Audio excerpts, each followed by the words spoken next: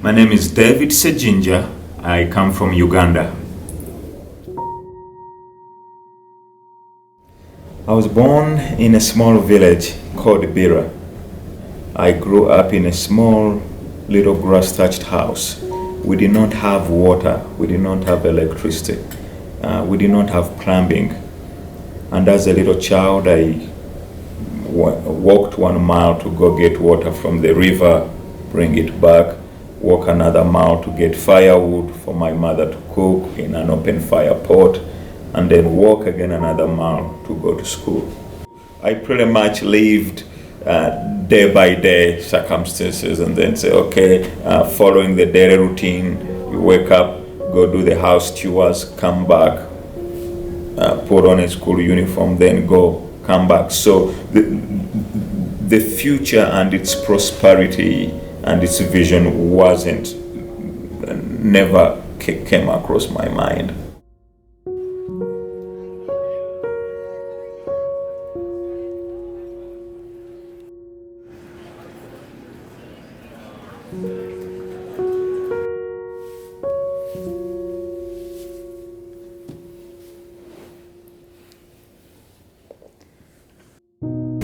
My name is Tito Momen, born in Nigeria, raised up in the Middle East. My childhood is all about schooling. I wake up at 4 a.m. or even earlier and go to mosque. I have no childhood like a play.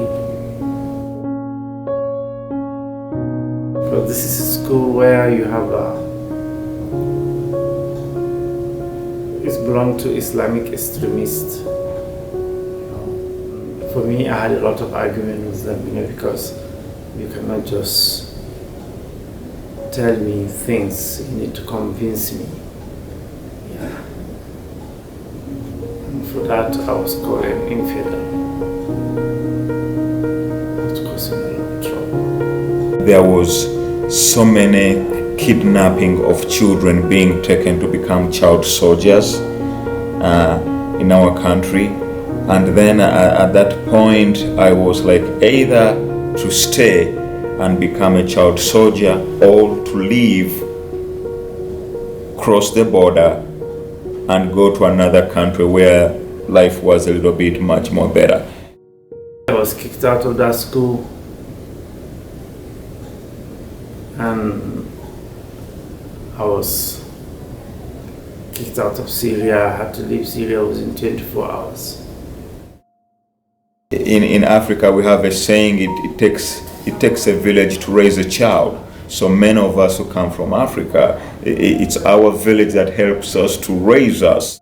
Here, sometimes it's very difficult to fit in with the philosophy of a village, whereby your neighbor, everyone is on their own, and little do you get that sense of a village.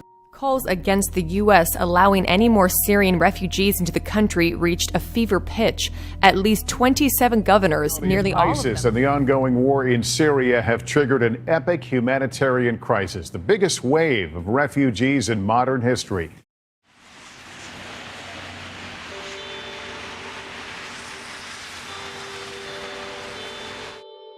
I'm John Purnell.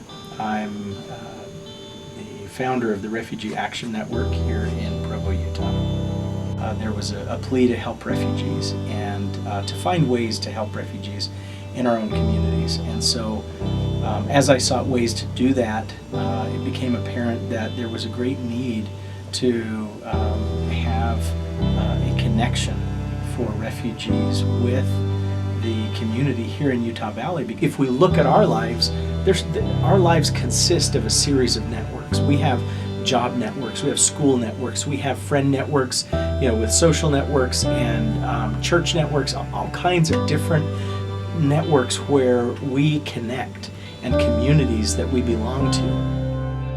One of the challenges that refugees have is they come with no community. When we started to put together the program whereby families in a certain neighborhood would gather together and they would basically adopt or sponsor or host a refugee or a refugee family, it provides a family to receive you. It provides you with people who will embrace you and accept you and will have your best interests in mind. Does that mean that there won't be challenges or hardships or difficulties or misunderstandings? There absolutely are and will be. But it's working through those things, and in spite of those things, helping people become acclimated and integrated. They don't have to be the same as us. They just need to be accepted and loved and appreciated by us. I work at Utah Valley University as an academic advisor for the Multicultural Center, and then at the same time I teach history and political science. I was not going to be able to help them had I not helped myself through education.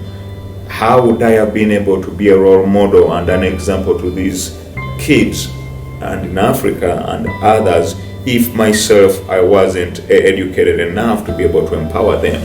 Goals I actually want to achieve in life is to be able to help others, to help others to help themselves. Because why help themselves? If somebody cannot help him, is not ready to help himself, no way you can be able to help him. There has been a lot of political innuendos about refugees and don't come to our country, let's take our country back. But looking at the history of America, which has been made of immigrants from all over who were once refugees. So in one sense or the other, we all have been one-time refugee. They are running away from disasters. So when they come here, they really need help to be able to enjoy the peace that we enjoy here. Life doesn't suck. Life is good.